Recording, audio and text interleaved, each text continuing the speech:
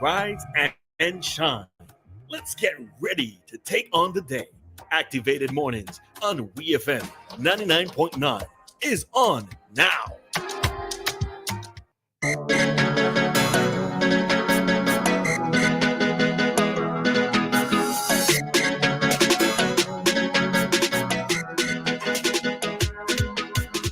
And welcome back to Vincent and the Grenadines. The time is 7:46. Unfortunately, we would not have any commentary from Sian this morning. I would like to remind everyone of the change in the schedule. The thought of the day is at 6:20. The weather report is at 6:30. The morning news headlines at 6:45. The morning news is at 7. I like the fact that you're trying to do this by memory. I can do it by memory by You want me to 7. scroll back Traffic up? talk is 7:35. Commentary by Sian is 7:45. You can do it, Ari. Go. Keep going. Nostalgia is at 9:10. Okay. And yeah, an open forum every day is at 9:20. Talk to me. Yeah. All right, once again, I just want to big up all the listeners in the UK. And the other change to the schedule. What's the other change to the schedule, Ari? What's the other change to the schedule? What's the other change to the Activated Morning program, Chef? What, us? Yeah. You're going to go say one thing since you're saying everything. On Monday, Wednesdays, and Fridays, you hear the voices of myself and Crystal. And on Tuesdays, according to, is Josh who named you all yesterday?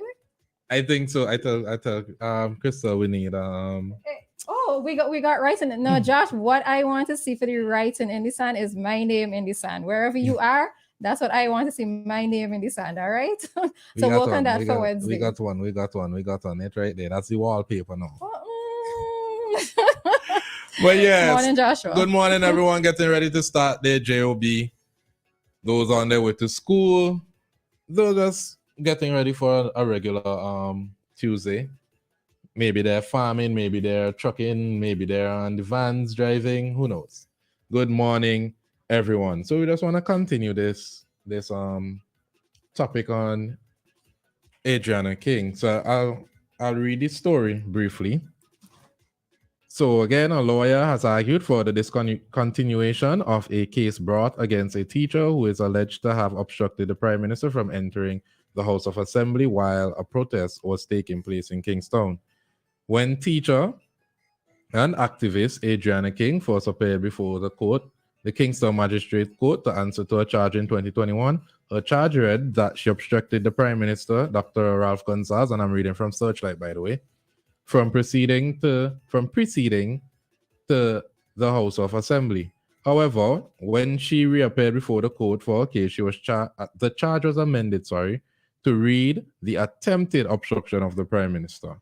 Last Wednesday, October 25th, when King appeared at the Kingstown Magistrates Court before Magistrate John Balla to begin her trial, a third amendment was made to the charge.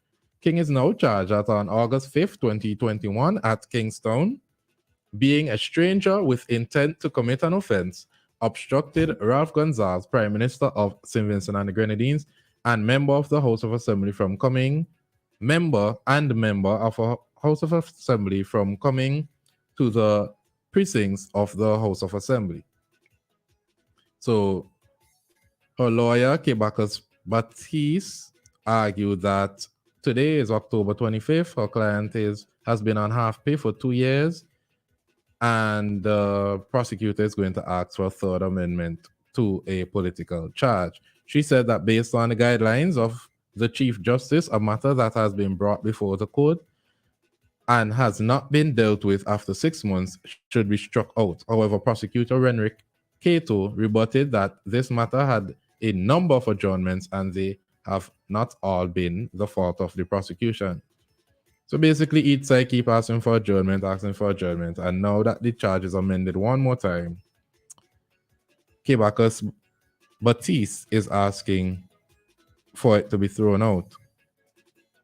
So the magistrate Bala agreed with her that the wording changes the charge and that it will cause some embarrassment to Batiste if the trial proceeds with the sudden changes that had been made.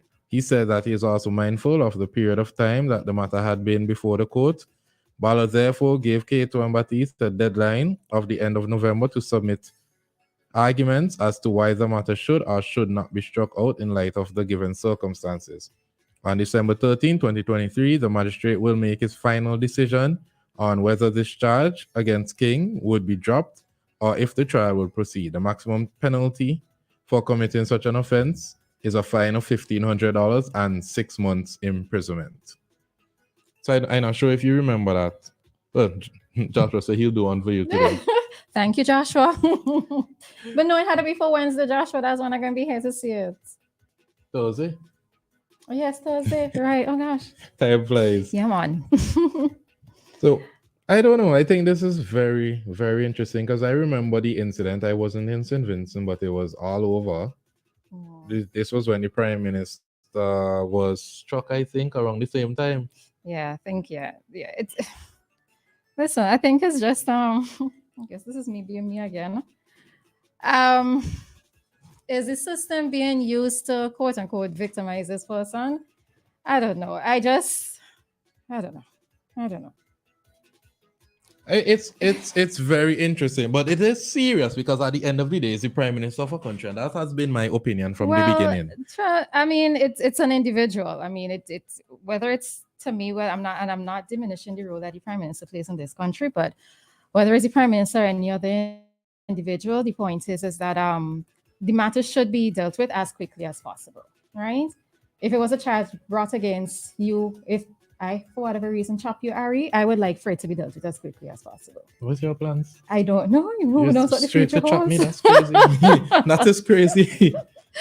You know what? Let me not say that on air. Now you say it on air. Good thing. Good thing. Listeners, Roleza just threatened me on air for whatever reason. She plans to chop me. Pour me. And it's a dead vehicle. Well, I have like a month left with my thing. We're talk about it anyway. That's not going to that. But go ahead. Yeah. But I find it interesting that the charges keep being changed like this, and it is a political charge. Yeah. So let's hope for a speedy trial. I don't know. I would argue that the Prime Minister should not be obstructed in any situation. But then I would also argue that you have to make up your mind. I feel like these things are being poorly and that's investigated. The thing, is the system doing it to torture her just a little bit more? That's how I feel. It is a political charge. Given her political position, it's not right. It's not right. It happens, but it's not right. So.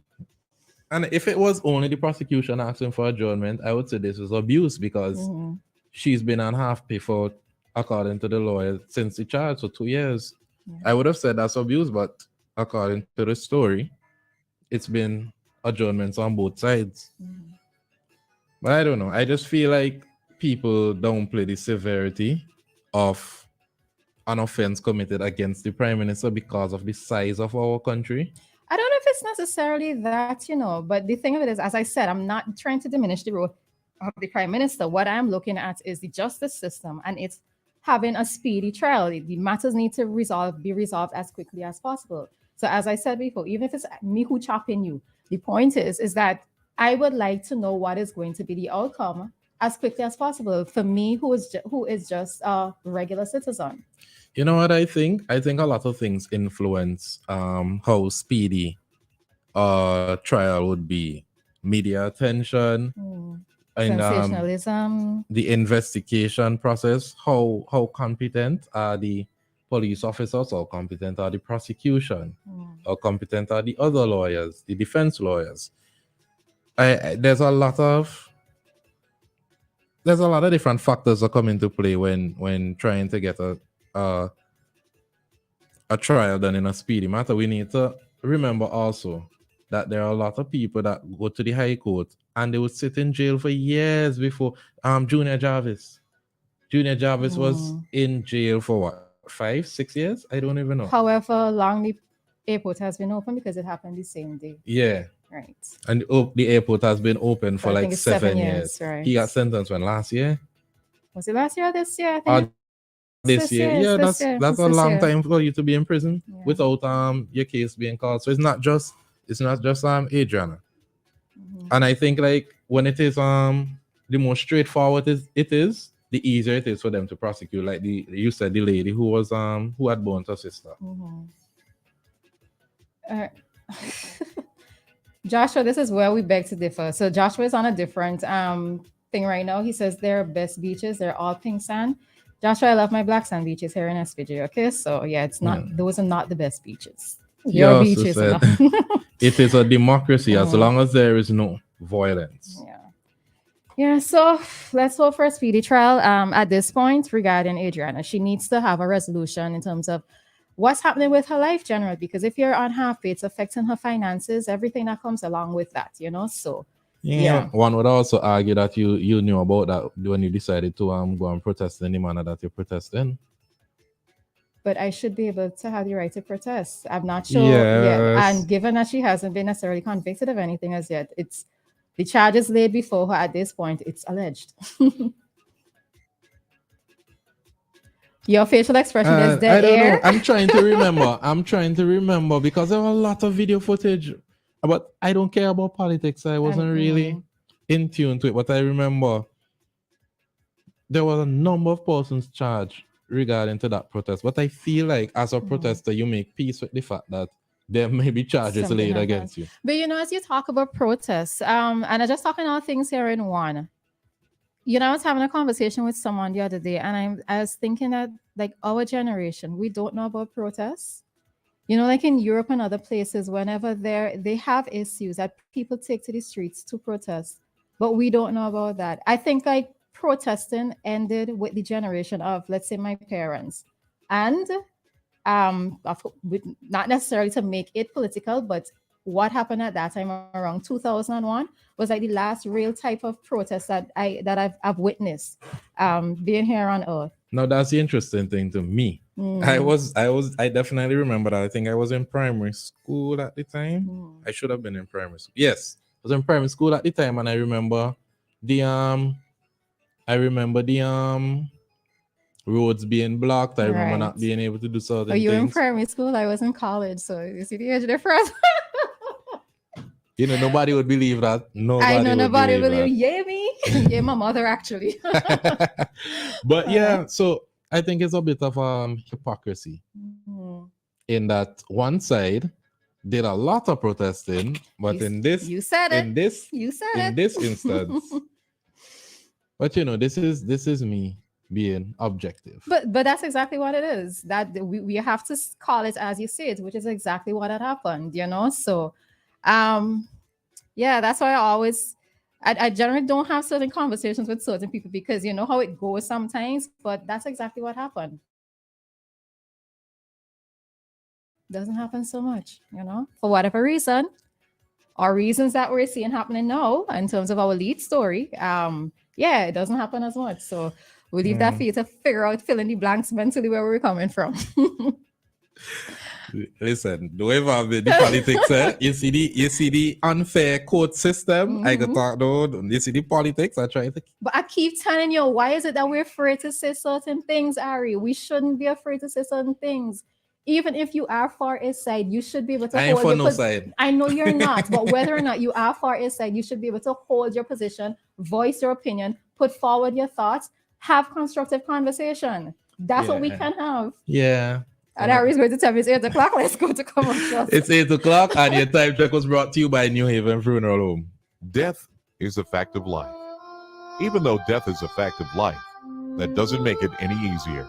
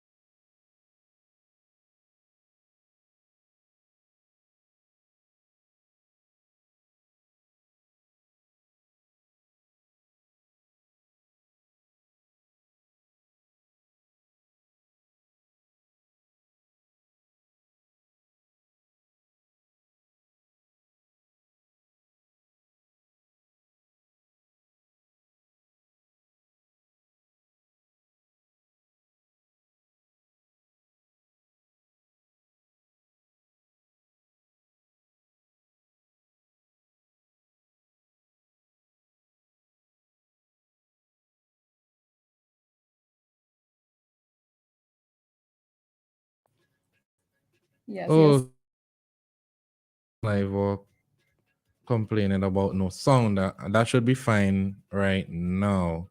yes. Okay. All right, so there's sound now, I hope. So I just want to remind everyone that the Searchlight Midweek is online. The headlines are man jail for beating girlfriend despite pleas for leniency by prosecutor. PM announced tax break and minimum wage increase for 2024. Independence from fair plan disclosed to combat violent crime, in SVG. Lawyer argues for court to drop case against teacher charged with obstructing the PM. Guyanese businesses looking to deepen trade relations with SVG. SVG's 44th homicide victim was a creature of habit, say persons close to him. Special feature on Marika Batiste, from a promise in 2016 to a national scholar in 2022. Shane Cadogan, SVG's newest sports ambassador, says his appointment will help with plans to build a better SVG. Vintage wins Masters knockout title. More sports, Primary Pump, Physicians Weekly, and Kitchen Corner. Searchlight journalism you can trust. You can read your midweek edition on searchlight.vc. I just want to say again, congrats to Marika Batiste. Because this story is interesting. From a promise in 2016 to a national scholar in 2022. Let me guess, you write it. Yes, I wrote it. But no, not just that, right? No, because it's how you said, this is interesting. So then it had my mind going. I was like, you know what? Ari must have written it. But anyway, continue, Ari. no, Marika is one of those once in a lifetime Vincentians. In 2016, I think she came from Fancy.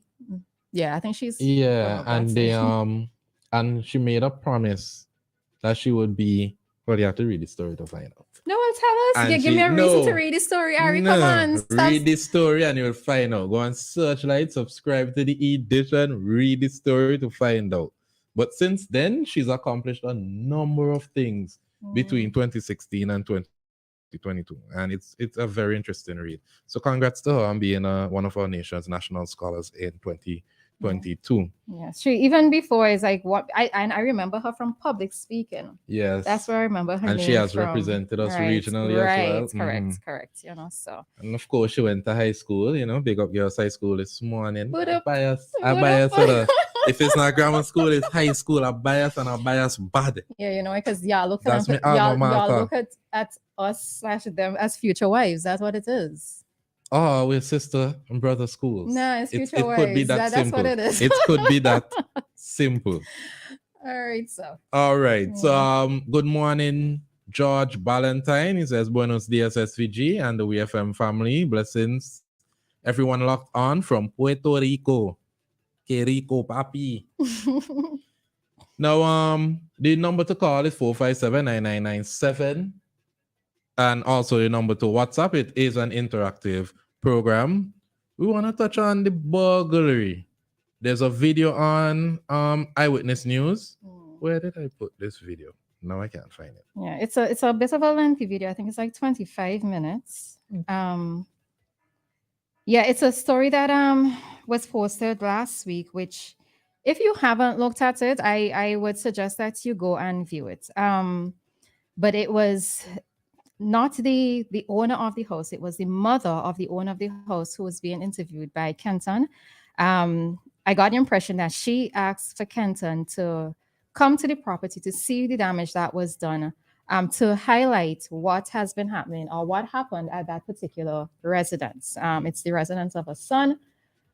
One of the things that she pointed out was that I think it's in Pembroke. Was it Pembroke? Pembroke, yes. Right. It occurred in Pembroke, and it was due to the alertness of a neighbor that she was informed of a burglary. Well, at the time, it was a burglary in process because the van was still parked outside of the home, and then the mother called. Well, the mother called Kittels, and then she was told to call Vermont, I think. And so it in terms of calling the police stations, that wasn't very effective because she ended up having to call her daughter, who then called someone who she knew, daughter that is, at Kittels police station, right? But anyhow, apart from that part of it, the mother showed us extensive damage that was done to the property of her son, right? Her son is a sailor, and she said that he has been sailing for about, I think, 30 years. And all he knows for his life, as she, in her words, is work, right? He has worked extensively all of these years. He has amassed awards, and some of the awards were even stolen. That he has amassed significant things, like he had a lot of stuff stored at the home. And the thieves walked with items, a lot of things. And I guess had it not been for the neighbor who saw what was happening, they may have come back, right? You see that run around that Ian called Kittles. Kittles said it called. Yeah. I know I jumped over it quickly because that's a topic by itself. That is not effective policing at all. Yeah. I remember when, again, I was either in primary school or Farm 1 or 2. There was an incident that happened in Kittles where some guys, where the old police station is in Kittles, there's a steep hill that takes you to Camden Park. So usually people used to play football and different sporting activities, socials, different things. The Camden Park playing field used to be a very active place in the communities for Camden Park, Kittles, both top and bottom, Cleverly, and I believe some people from Rillan Hill and Lomans, I believe. And this guy was leaving, and he had gotten an altercation with some men.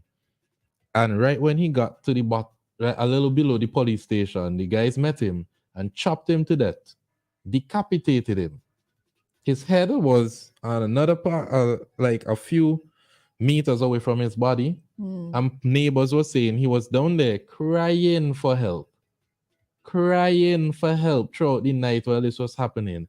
And the Kittles police at that time, whoever was stationed at the station, said, "We'll deal with that in the morning." He came out in the morning and they met a dead body. So if there's a case of a burglary, when I go quiet, Kittles police station is called, and you're telling them, "Oh, call the police station closer to you." Shouldn't you contact the police station closest to them? What if it had escalated from a burglary to a kidnapping or a homicide? Where you're comfortably at the station saying, "Oh, well, I know what job to contact the nearest police." It's your job. You're the victim. It's your job. Yeah. I don't like them. I hate foolishness. Yeah, but I mean, to get back to the whole story of the burglary, I always say that there are two categories of persons who I have absolutely zero sympathy for. I mean, in terms of depending what happens to them. You see, rapists and thieves, I have no sympathy for any of them, right?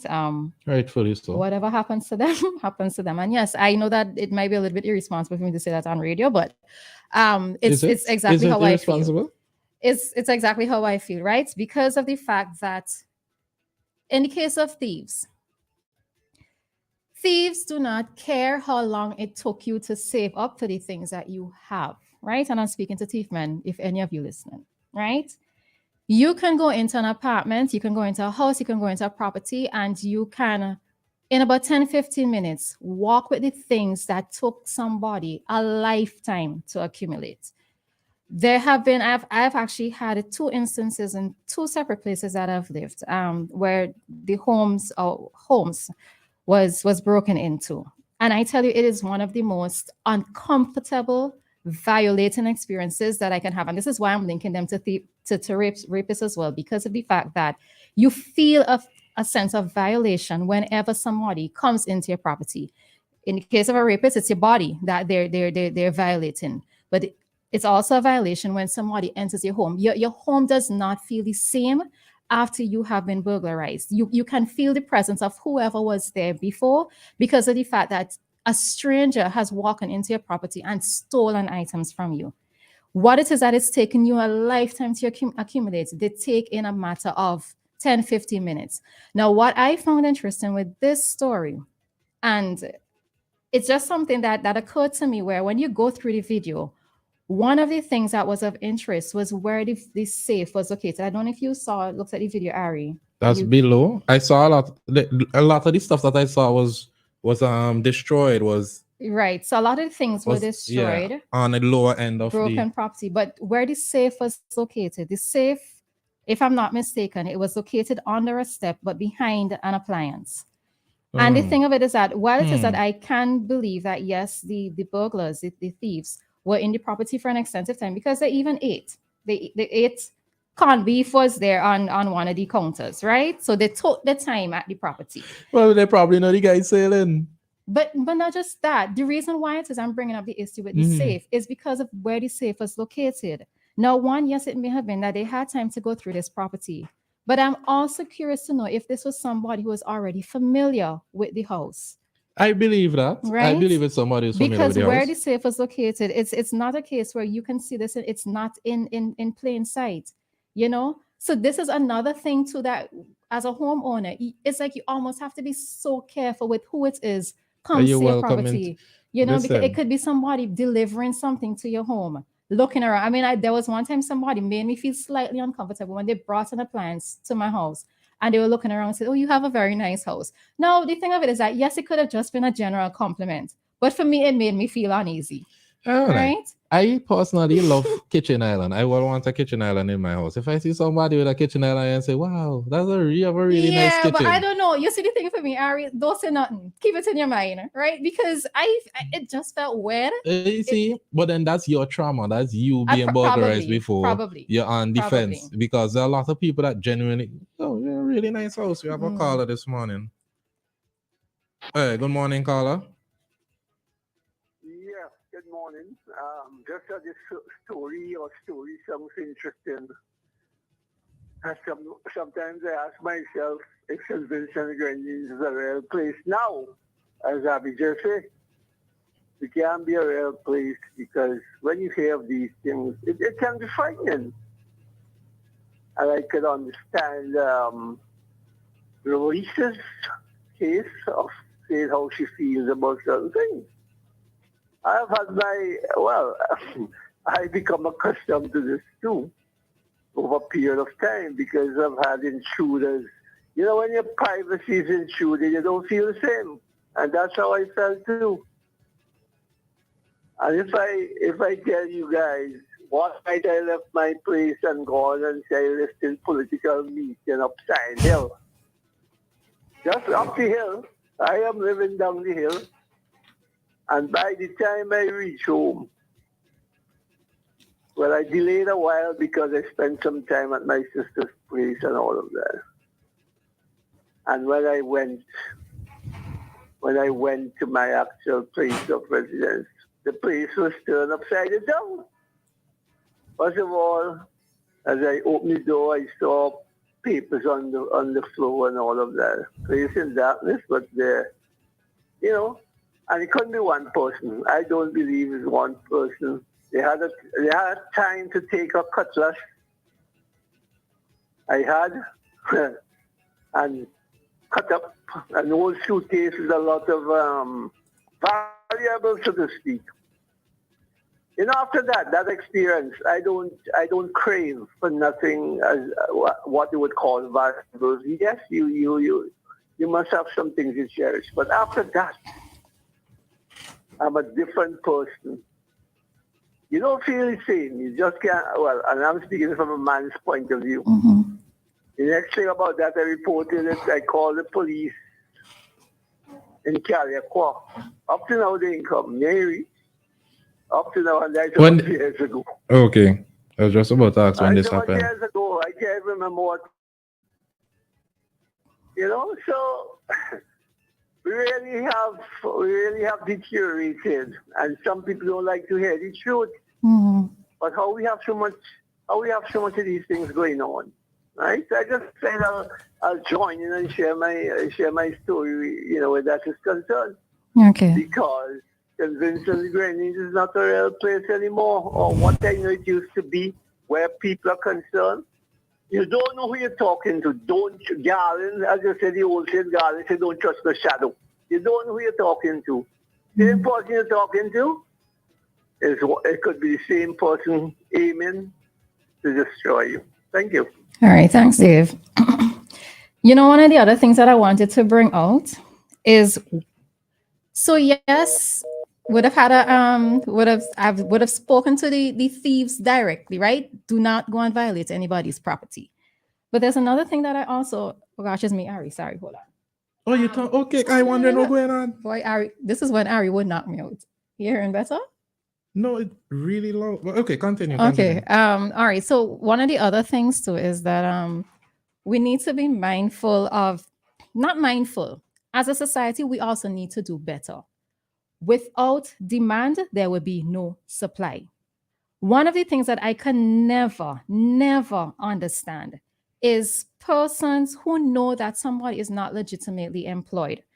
You do not know them to have a store. You do not know where they're getting things from, but yet you are purchasing items from these people. Have you ever stopped to question where do they get these items from, right? People go around buying things from people thinking that they're getting them at a bargain price, at a deal, at a discount. But you know these people not working anywhere. Why as a society are you engaging, or why as a society are we purchasing items from persons who we know who cannot give an account for where they get the items from, right? There was a story a few months ago in Eyewitness News that highly upset me. Well, not the story upset me, but the comments upset me. There was somebody who was brought before the court for stealing, for buying a DVD player from somebody, right? And there are many persons in the comment section who thought that bringing the person before the court for a DVD player was a waste of the court's time. What persons failed to realize, it had nothing necessarily to do with the purchase of a DVD player, which, yes, it's generally an outdated machine, right? But the person who bought the DVD player is the person who is at fault, because the thing of it is that they knew that they were buying a stolen item. And persons fail to realize that the link is, it's not so much about the DVD player, but it's about somebody purchasing a stolen item. Now, if you do not have persons who these thieves, right?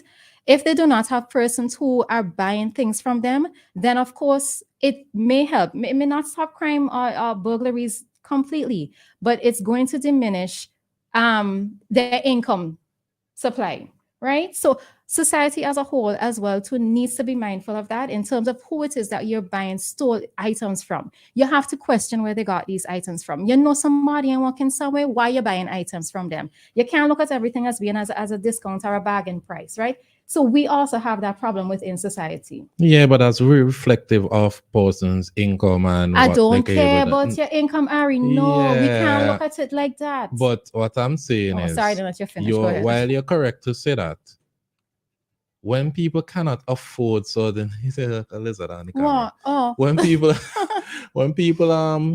can't afford certain things and they see a way out. So I want pots and pans for my home. I probably making $800 a month. Somebody comes along selling pots for $10. Stop and ask where you get from. I'm going to take. So that is where we have the problem, Ari. But that's what I'm saying. With a lot of the stealing, the burglary, outside of the people who are just bad-minded and greedy, there are people who are actually in these positions where they feel the need to do things like that. Whether it's they can't find a job, whether it's what they're being paid. It could be people who have a criminal history and persons refuse to hire them. I feel like situations like this, not that black and white, and I can be empathetic in certain situations. You know why? Because you're not going to understand. Well, not you. I'm not talking to you directly, but persons are not going to understand it until they themselves feel violated. Yeah. Right? I understand what you're saying. We have a caller. Hello, good morning. Hi, good morning. Morning. I want to add my 2 cents because you touched on lovely about people going about buying things from people. Sunday morning, I was on the roadside waiting for a van to get to my work, along with other gentleman who have animal went and changed up his animal. A truck came, pull up. Do you have animal to sell? We say no. So when he gone, we were discussing how he could just come on the block, meet people, don't know who we are, and asking if we have animal to sell. If we are people man now, we could all time say, oh, go wrong by the road there, so stop up there and go and take somebody animal and go with it. Correct? Correct. So these guys are too careful how they go about and to purchase animal from people. Very It correct. wasn't nice at all. I was really, really upset with it. Yes. Okay. All right. Oh, I'm so Sir, sorry. Caller, you can call back. I'm so sorry. I apologies. thought you were wrapping up. All right, he calls back. It seems that people feel. I'm so sorry. This is so loud. I see that people feel very strongly about this. Oswald says, "Good morning. I think they should give a thief more time in prison than a killer. I mean, both cases must be taken into consideration and proper assessment must be done." To the comment from the caller, you are not to be surprised at anything. The Bible speaks of these things happening in the last days. It's not Vinci alone, it's all over the world. Joshua says, the upholder is worse than the thief. There's no excuse. He also said, a home invasion is never pleasant. A legally armed society is a safe society. If someone invades your home, you have the right to dispose of the garbage. And says there are people who participate in five-finger discounts. They love to steal. Yes. And there are a lot of people that really just love to steal. I don't remember, it was one of those rappers, 50 Cent, one of them said, a thief is really a hater. Because you sit down and you watching what I want and deciding you go in and take it. All right. Hi, caller. Hi. Hey, my apologies. No problem. I was going to ask a question concerning the protest. Could I go back on it now when you have the open forum? Sure. I think you could come back at the open forum at 9:20 because we have like 3 minutes remaining in this segment. Okay. All right. Correct. All right. All right. All right. Thanks. All right. Yeah, I can't support somebody who's looking at me every day and saying, "Oh, a nice watch. That's mine." I can't support that. But what I can say is I understand when you're living for scraps. No, I still shake my head, Ari, because it's wrong. I know. It is wrong. It's wrong. I'm not saying it's not wrong. Just I could look never at it say as it's not wrong. forbidden fruits. It is wrong. I am not saying it. I don't understand that it's wrong, but I could understand. I could understand people's situation, people's frustration, people going through. No, but I mean, the thing of it is take little and live long. It however long it took me to save up to get this one thing. You could possibly do it too, or just do it out. But you prioritize. It's easy for you to say with no children. It ain't nothing to do with children. No, Ari. imagine if you have mouths to feed, people to support. No, hold on. Carlos, we're going to have it up. No, we're not. It are 2 minutes remaining. No, we're not. Ari, listen to me. So if I have mouths to feed, right? Is it okay for me to go and steal from my neighbor because I have mouths to feed? I am not saying in any way, shape, or form that stealing or burglaries are correct. I'm not saying that. I'm saying I can understand the positions of people are being placed in, because when you look at the general or the average income of a Vincentian home, imagine the people living below the but do you poverty actually line. think that a lot of the people who engage in these stealing activities, burglaries, is it that they have mouths to feed, or they just don't want to look for proper? Okay, proper so I think jobs? you're missing what I'm saying, right? The people who just stealing for stealing's sake. That's one category. Yeah. Okay. Whatever happened to them? I was saying forget. I know some people. I was saying forget about them. They're in a whole other category. But people who stealing out of necessity, I could empathize with them. But then if you're stealing out of necessity, more than likely you're going to steal food. That for me is necessity. So that's what I'm thinking when I'm speaking, like stealing food. But when you're walking clothes. with grinders and when you're stealing people phone and watches and jewelry, that's those are not people stealing out of necessity. Yeah, what I'm saying is, although I'm not encouraging it in any way, shape, or form, I could understand people doing it out of necessity. That's what I'm saying. Because come to me and ask. But if you're a sailor, you're overseas, how are you going to check the model? Check your neighbor. If it is that they're just greedy and they're malicious and they like people things, which is what I feel a lot of them actually are. Let police deal with them how they're supposed to. And that's right, Joshua. Thieves are selfish. You're right. You're right to say that. Thieves are selfish. Give me your address. That's why that big black rasta man shoot people. All right, so we're going to take this. We're going to take a break here. Let's take the call and then we just go quickly to ads after. This will be last call. Caller, you All have right, a Carla, you have a minute. minute. Hi, caller. Yeah. How you doing? All right. Based on Ari comment there a while ago, I think I don't agree with that Mm-hmm. because someone who's stealing because of need should not steal. You have a need, you can ask your neighbor, you can ask other people for stuff. And we got to remember that when you're stealing because of your children to feed them, you are setting an example for your children. You understand? So you're bringing them up in a culture of where they think it's okay to steal from people. So you got to think about your children and what kind of life you're living as an example for them. Go and beg somebody, man, who have the person don't have to be overseas. You beg somebody who have food plant. I don't have nothing for my children. If that person doesn't give you, move on to the other person. I believe if you are sincere and you trust God, He's gonna provide for you. I believe that 100%. So you don't have to steal. And let me give you a quick story. I'm an auto mechanic by profession. Live in New York. And one of the best piece of tools you can have is a tool called a Snap-on scanner. Snap-on is a company. And I would have loved to have, they were like $3,000 for it. And a young man walked up to me one day and asked me if I want to buy one. I said, how much for it? It's $1,200. I said, where you get it? He didn't tell me where you get it. I said, where are the cartridges for it? He doesn't have the cartridges. I assessed the situation there and realized that he stole that from somebody. And I say, if I buy it from him, then I'm encouraging him to go steal more. So I refused to buy it. And I think my sister there made a point similar to that. It's very important that you don't buy stolen stuff from people because you're encouraging the thief to go and thief more. And in the interim, people can lose their lives. So I just wanted guys to say that to you guys. Okay, thank you, All caller. right, thank you. All right, so straight to ads. Yeah. All right. Breaking. Okay. St. Vincent and the Grenadines. It's a whole new world out there. Reaching new customers and getting products faster. That's what it's all about. Ocean freight rates are skyrocketing.